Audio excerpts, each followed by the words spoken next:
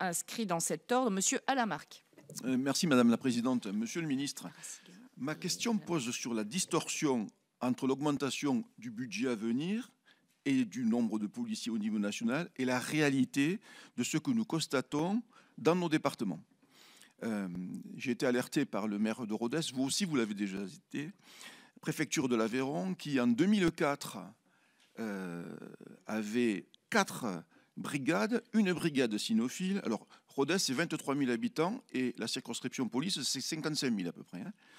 Une brigade cynophile, 2 BAC et une police secours. Aujourd'hui, il n'y a plus qu'une BAC qui, après 1h du matin, ne fonctionne plus. Vous savez que les délinquants ne sont pas tout à fait idiots. Et une police secours.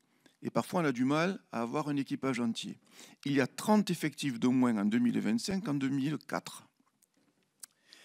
Je souhaite savoir, Monsieur le Ministre, puisque nous le constatons, si la politique nationale que nous évoquons va être aussi débrayée jusque dans les préfectures et obtenir satisfaction, puisque en contrepoint, ce qu'il faut que fassent, ce que font d'ailleurs les maires, et le maire de Rodez en particulier, c'est qu'ils embauchent des policiers municipaux, et qu'ensuite on se trouve en disant mais regardez, les collectivités locales embauchent de plus en plus. Oui, mais si l'État ne fait pas le boulot, il faut bien que d'autres le fassent à leur place. Alors moi je souhaite personnellement que pour ce cas précis, qui relèverait peut-être d'une question orale sans débat, que vous puissiez prendre la tâche du maire de Rodez et que vous lui expliquiez comment cela marche. Parce qu'effectivement, vous pouvez me dire, mais il y a des augmentations, oui, avec des policiers adjoints, en comptant aussi les policiers qui malheureusement sont en congé longue maladie, mais la réalité sur le terrain, elle est bien celle que je décris. Ça, c'est ma première question. La deuxième question, elle a trait à la gendarmerie.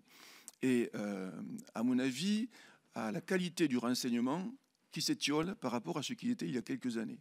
Pourquoi ? Parce que nos gendarmes, qui sont sans doute accaparés par des questions de procédure, qui sont extrêmement chronophages, n'ont plus le temps d'aller boire le café dans la campagne, par exemple, et savoir ce qui se passe réellement sur le terrain.